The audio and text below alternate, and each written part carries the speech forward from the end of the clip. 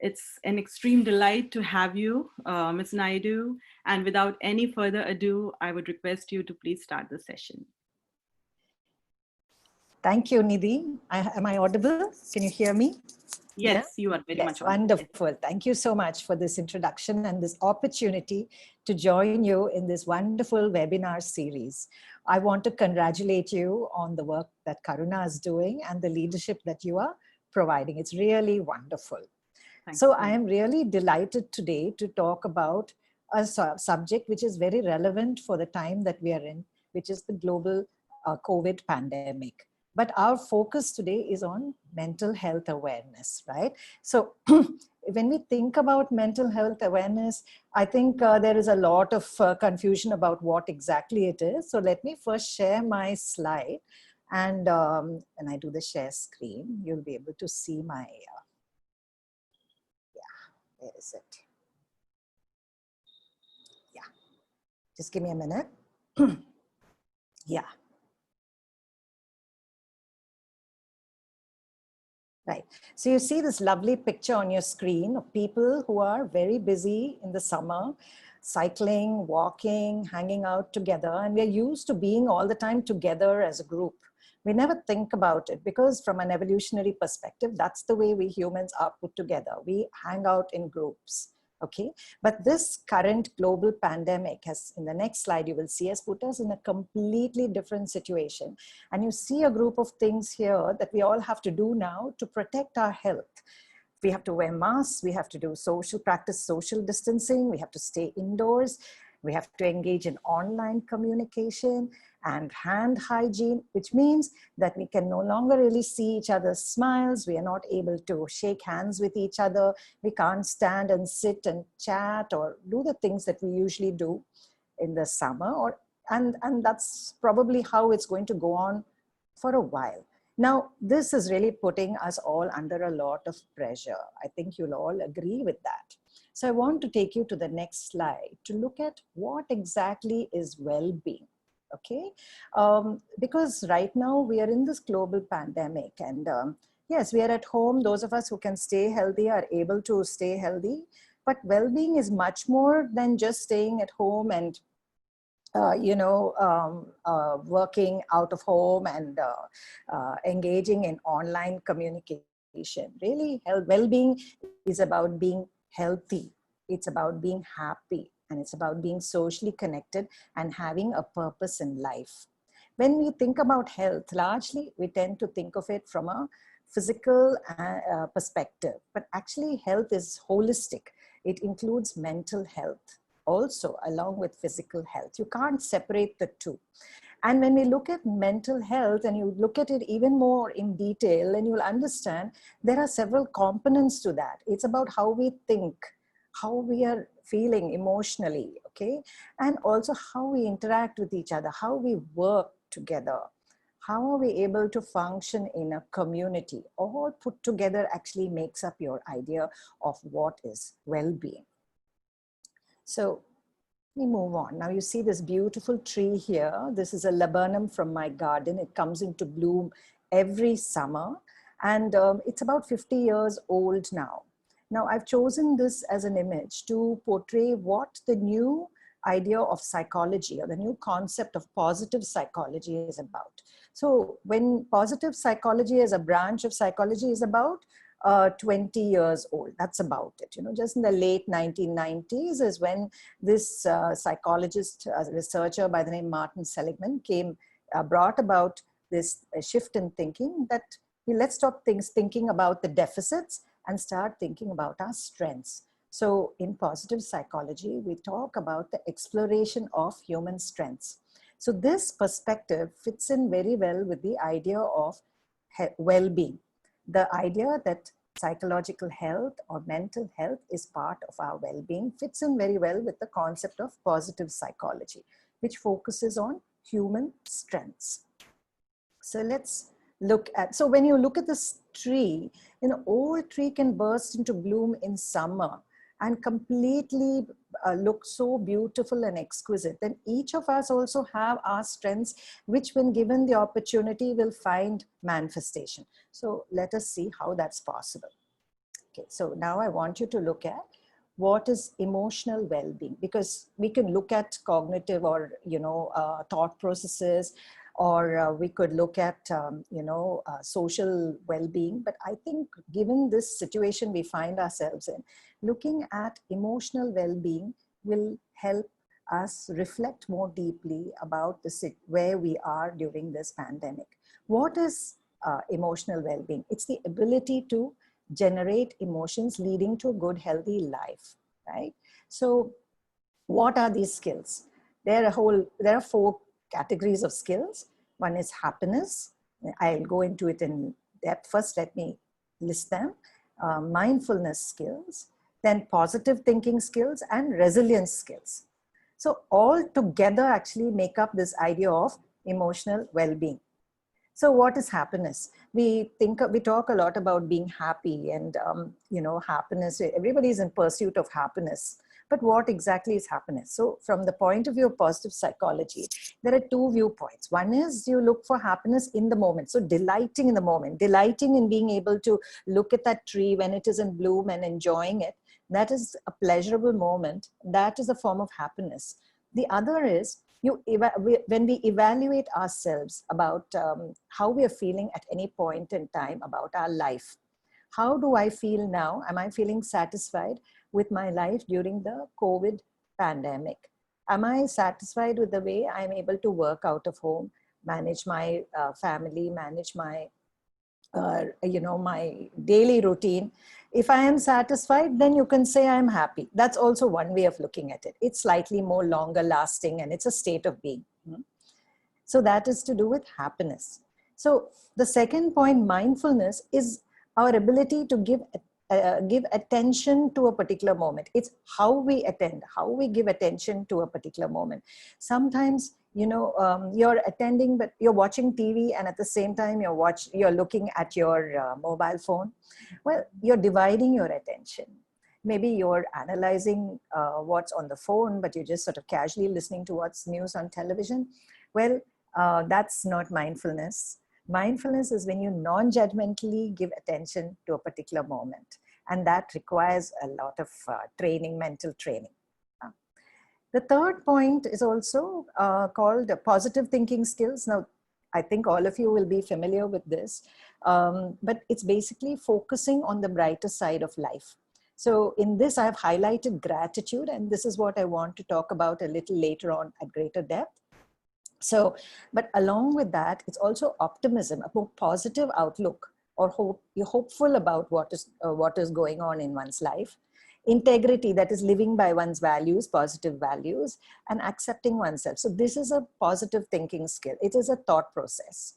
Whereas you talk about attention, it is mindfulness, it's an attention strategy. Okay. And happiness is more about pleasure or an evaluation about how one is feeling. So it's more about the feeling. So there is a subtle difference between all these 3 different sets of skills. And finally, we have resilience, which is the ability to bounce back in the face of disappointment. Yes, and suddenly we don't go to school anymore. We feel very disappointed. We can't see our friends. And suddenly we don't, can't go to work and work out of our workstation anymore. We have to sit at home and work, managing our daily routine in the midst of our work itself. So it's not so easy to separate the 2, but can we bounce back? Can we adapt? That refers to as resilience skills. Okay. So I'll answer any questions you have later on about this slide. Let me move on. Yeah. So now I'm coming to another concept. This is about stress.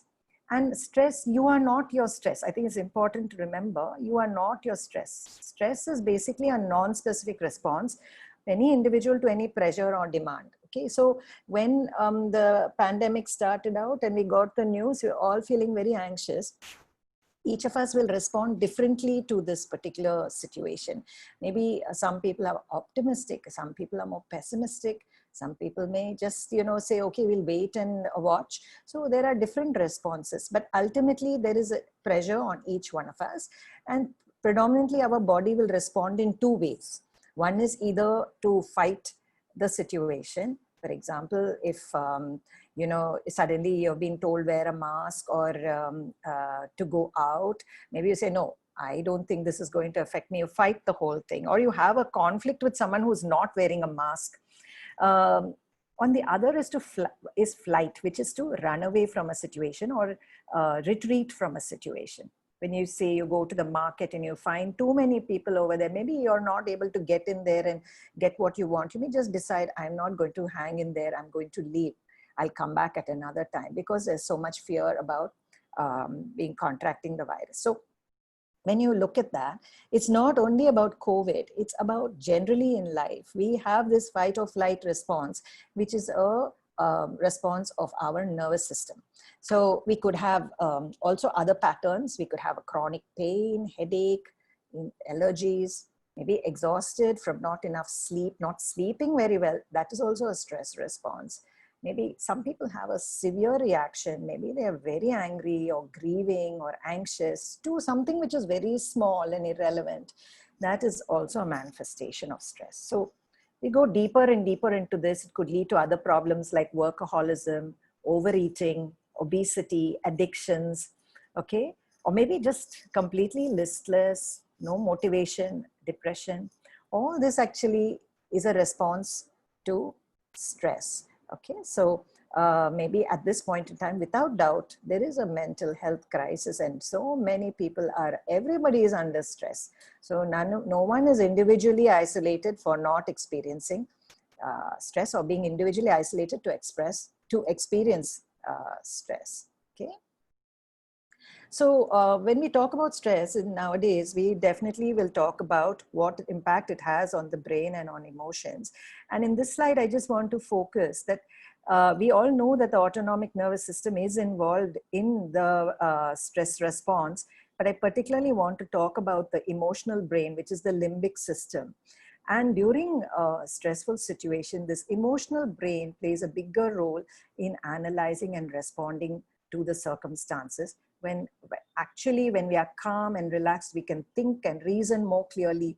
But when we are very stressed, our emotional brain makes us react to a situation. So what happens is that we are reacting, we are not responding in those circumstances. Okay. So yeah. So here is a lovely bunch of roses, different colors. So basically, different colors represent different kinds of emotions, right? So I just want to say that it's really possible to rewire your brain by cultivating emotional strengths, different kinds of emotional strengths. And so I want to talk today about that. But why is it possible to rewire your brain? Because of this concept of neuroplasticity. So when we activate new networks in our brain by utilizing the different set of skills, you know, from, say, when I talked about resilience or about gratitude or about optimism, when we cultivate those skills, we are activating new networks. And when we activate new networks, our brain is selecting those patterns rather than the stress patterns. And that is possible because we practiced those skills. And by practicing those skills, we are rewiring our brain in a wonderful new way. So how do we do that? I just want to quickly share with you something I like very much. This is the idea of a metaphor. We can use metaphor is just, say here we are using an imagery to communicate a larger idea. Say, for example, when you look at the butterfly, the first thought that comes to your mind is one of evolution. A butterfly can evolve from being an egg to a larva, to a caterpillar, to a larva, and then to a caterpillar to a pupa, and then it becomes a butterfly. And it is a beautiful butterfly. So likewise, we also have that capacity to evolve. So on some days we can watch ourselves and say, hey, today I feel like a butterfly. I'm really able to transcend my situation I find myself in.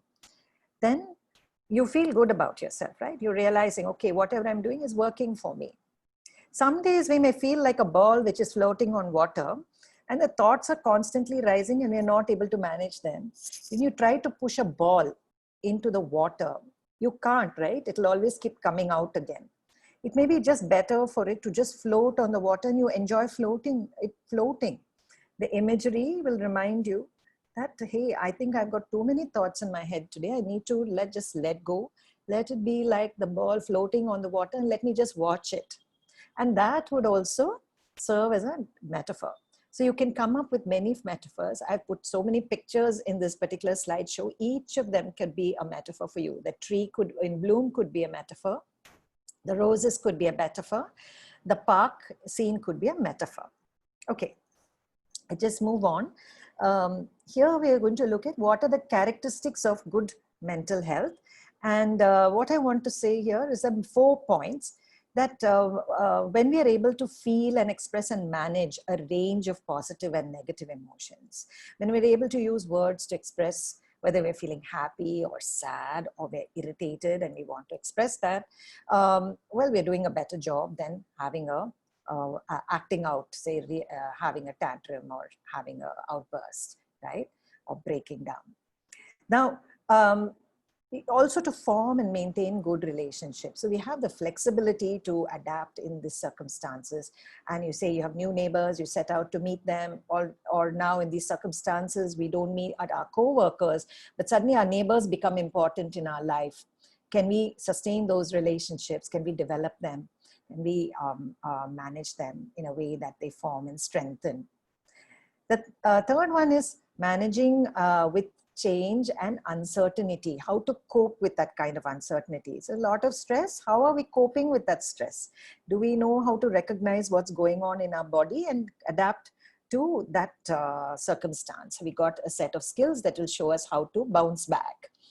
And then finally, which is really a combination of the other three, is being able to learn good skills, learn new skills. So managing our emotions, our relationships, managing change, and also being able to adapt by learning new skills. All this put together make up the characteristics of good mental health. Now, I'm taking just one particular skill today, and that is gratitude. You know, I think we are in a situation where you see, I just went online and had a look at what the National Mental Health Association Foundation in the UK was talking about. And I found that they were actually celebrating National Mental Health Week. And what they said was acts of kindness during this pandemic was the nicest thing that one could do as a way of coping, because volunteering really enables you to help and you feel also good about this. So I thought, yeah, let's look at what does gratitude actually mean. And I think it is very appropriate because these ideas are things that we talked about even as when we were children. We were told about it by our grandparents and then by our teachers in school. And then as we grew up and we had our own families, we reinforced these ideas of gratitude. So what is gratitude? So from a psychological point of view, we want to see that these things can be measured. So gratitude is when you recognize that it emerges upon recognizing that you have obtained a positive outcome from an act performed by somebody else, okay, which was costly to them, okay, but it was valuable to you, but they intentionally rendered it. They did it because they cared and it was costly for them. Okay, so that is one lovely definition by Robert Emmons in 2005. The second definition, which is probably what we are more familiar with also, is the propensity to appreciate and savor everyday events and experiences. Okay, so just the delighting in ordinary things that happen in our life, little experiences and little events. So let's move on and see. Now, I put together some research evidence with simple things that we can do at home because these work. And one of which is this a weekly gratitude journal. You all know that, you know, what a journal is. We've all been writing little notes in our diaries over a period of our lives. So a weekly gratitude journal means you're writing down the reason why you're feeling gratitude, or you're recognizing an act that somebody did or something you felt for which you're very grateful for. And so keeping a weekly gratitude journal actually meant that led to a certain wonderful outcomes. One is that there was more regular exercise, a more optimistic outlook about the upcoming week, and also feeling more good about one's life. And when you connect this back to what I've been saying about health, well-being, relating to physical health, psychological health, and how it's also about feeling good about oneself. You see how a simple thing like a weekly gratitude journal is going to help you feel better about yourself. The next one is about also a gratitude journal, which is another study done by the same authors, by Emmons and McCullough. And these were done all in early 2000. And you can see that people felt a greater enthusiasm for life. They were more alert and more determined to work on their health goals, and better interpersonal relationships and academic performance. So there was an all-round feeling of wellness. I think that glass of a mocktail looks very refreshing. And that's how one feels from listening to all this, that there's greater enthusiasm, alertness, and better performance, and naturally better relations and better health coming out of this. So this again is relating to the gratitude journal. Okay, so let me go through the other points quickly. The other strategies that were used in research were count your blessings, all of you are familiar with, and the song Count Your Blessings. So participants were asked to write a Count Your Blessings diary, and they found that they were stepping out and helping another person much more than before they started the diary. Then there's another strategy which was used called the grateful reframing of negative events. So reframing gratefully. So somebody was ill, and then you go back and look at that event. They went back to look at that event and see, but there were so many other benefits during that time. Okay, they got to see their relatives. They got to restore their good health. They redefined their life goals, and now they're glad for that. So, that was one thing. Also, it helped them to develop an emotional closure to unpleasant memories. This was by Froh et al. In 2008. And more recently, the 2011 Seligman found that letter of thanks, that is remembering early memories and writing to people, telling them, that what you did was so kind, and so thank you so much for being there for me at that point, increased one's overall happiness score. Then apart from all these strategies of journaling and writing, there's also a meditation, which is known as Naikan, which was, okay, this is research-based, which uses 3 gratitude-related questions to focus on during meditation, asking the question, what did I receive? What did I give? And what troubles and difficulties did I cause for others? And these are known to have a beneficial effect on the person who's practicing this. Now, I also pulled out some research studies focusing specifically on children and adolescents, and this is very lovely, that the letter of thanks and count your blessings helped a lot to increase children's sense of gratefulness to their parents, to their, in the time of the 9/11, they were it made children feel more gratitude towards the rescue workers, to their own country, and to people from other families, from people from outside their own family. And also it increased a sense of optimism and helped them to overcome a negative and more pessimistic outlook on life. So this was really lovely to hear that it benefits children and adolescents also scientifically. So finally, why? What is the biology of this whole gratitude exercise? Okay. When we engage in simple acts of kindness, what we do is we are activating a virtuous cycle. What stress does is to activate a vicious negative cycle. But when you engage in acts of kindness, you activate a virtuous cycle. And what that does to you physiologically is that it reduces the amount of stress hormone in the body. It regulates your autonomic nervous system, the balance between the sympathetic and the parasympathetic nervous system, which is one of the key factors of a stress response. And it also results in the release of dopamine and other neurotransmitters, which give a good feeling. I think you would have heard of dopamine, serotonin, endorphins. They all give a good feeling to the person. So when there is a release, there is a good feeling. And it also helps one to focus and think better. So what is it that we can do to cultivate gratitude? So I just want to summarize.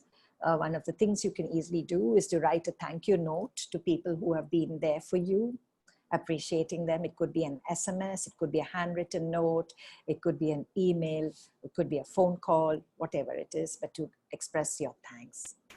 The other is to keep a gratitude journal and write down what the things that you feel so grateful for, the little things that happen. Maybe today you went to the supermarket and you got the things you were looking for, or you met a neighbor who had a very kind word for you, or you remember how you felt at that moment and you had some relief from your worrisome thoughts or feelings or emotions. So that is a sense of something that can be journaled. Also, to count your blessings, nice things that happened, put them down. Mentally thank someone. And those of you who pray, definitely prayer helps. And those of you who meditate, meditation also helps. So finally, I just want to say, we have a little mini experiment over here. I put together this little list, which you can try out for yourself to practice gratitude on a daily basis. Thank your heroes. Thank your mother. Thank your family members. Thank your frontline workers.